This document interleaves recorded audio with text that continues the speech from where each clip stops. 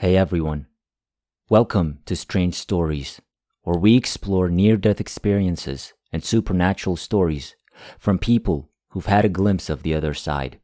If you enjoy our content, please consider liking the video and subscribing to our channel. Without further ado, let's get to the story of the day. Story number 1. It was around 10 a.m. on Saturday, February 28, 1987, when I had an experience that would change the course of my life. This day was unlike any other because I would not be returning home for several months. While I was waiting for my ride to work to arrive, I heard someone whistling in my backyard. As I approached my backyard, I noticed my good friend Russell, who was walking around with his cockatiel on his shoulder. To pass the time, we sat on our adjacent fence, which separated our residential lots, and talked for a while before playing with his bird. Buddy flew up into a nearby tree after about 15 minutes. Buddy couldn't fly far because his wings were clipped, but we needed to get him down from the tree. Because Buddy was in a tree in my yard, I started netting him with a swimming pool pole. However, the harder I tried, the higher Buddy flew. When Buddy flew out of reach of the pole, I grabbed a ladder to help me get higher. I tried to get Buddy again after climbing about 25 feet in the air while on a second-story extension ladder. The electricity arced across the air and used me as a common ground after one end of the pool pole came within 22 to 24 inches of a high-tension power line. I had no idea what was going on at first. Red was everywhere I looked. I couldn't see the scenery because a red wall had been placed in front of my eyes, and in one direction I could see a flash of light approaching me at breakneck speed. I tried to avoid it, but I was powerless. I clenched my teeth and tried to face this wall of light squarely in the face. And as it got closer, the volume of a 60 hertz hum increased. I finally screamed as it passed over me, and then I watched it flee into the distance. Then I noticed another flash. I needed assistance, but I was doomed to failure in its execution. The hum roared through my ears as the flash of light approached closer and closer. I had lost complete control of my hands, legs, arms, and mouth. I was getting ready to accept the second flash, but once again I screamed in agony as it plowed over me as if I didn't exist. I thought I was dead. But then I noticed a third flash of light approaching me in the distance. I frantically searched for a way out, but all I saw was a wall of red.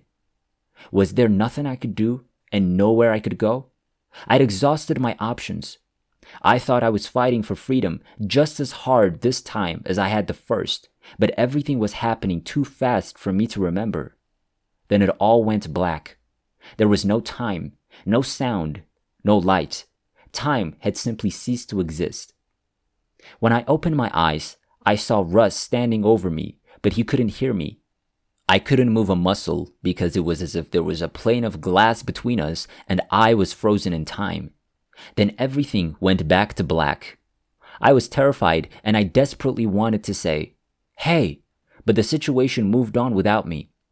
My life faded to black, and once again, there was no pain, no time, no sound, and no light. Time had simply stopped.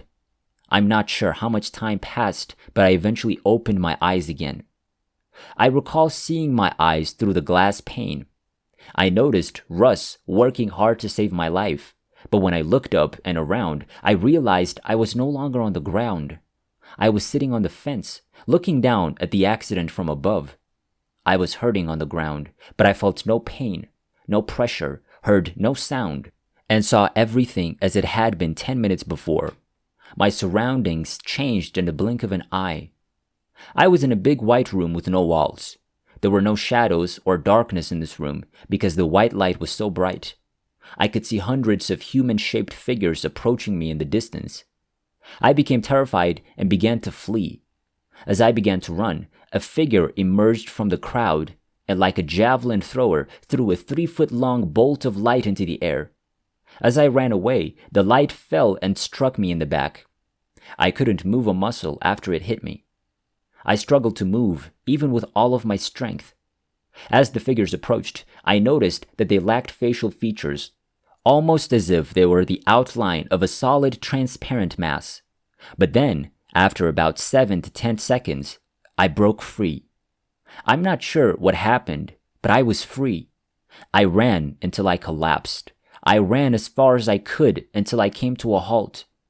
The new surface I saw was distinct from what I had previously encountered.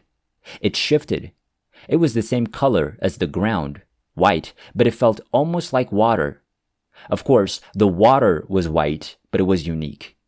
Because the figures were moving in my direction, I had two options. Should I confront them or flee like a coward? I've decided to run. I fell in and couldn't get back up when I took my first step onto this new ground. I wasn't concerned about my breathing, but after falling in the water, I opened my eyes on the ground and saw my backyard as I left it. I'm still not sure where I was. What had occurred?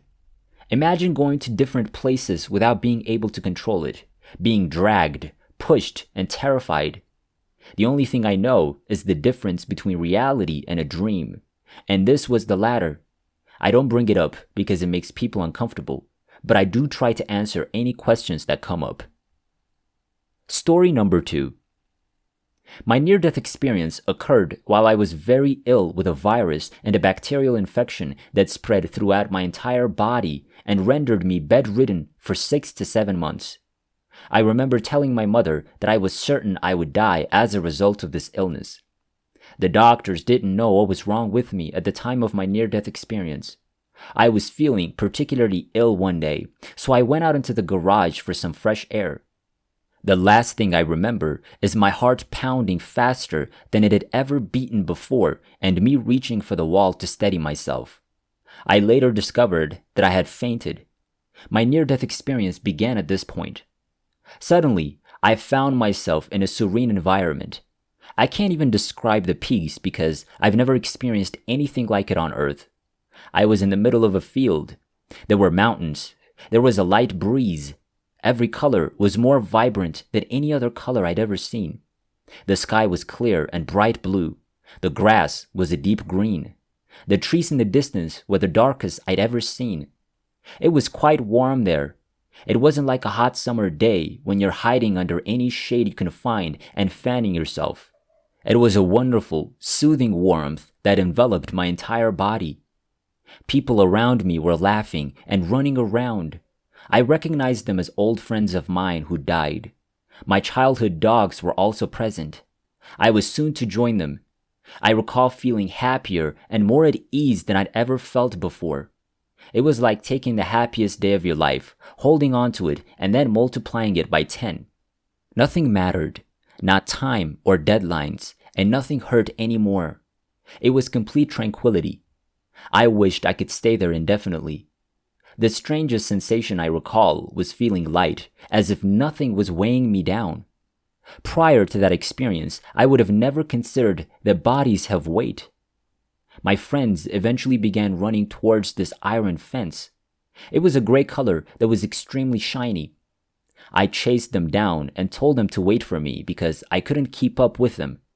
My friend's mother then spoke to him and nodded in my direction. "You have to go back," he said as he walked over to me.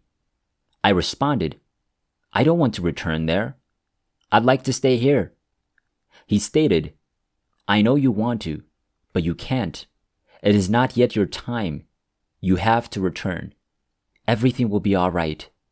Then he pointed to this pillar of light behind me and said, "Follow her. She'll look after you." I didn't want to go, but I obeyed and walked over to the light. I recall taking her hand.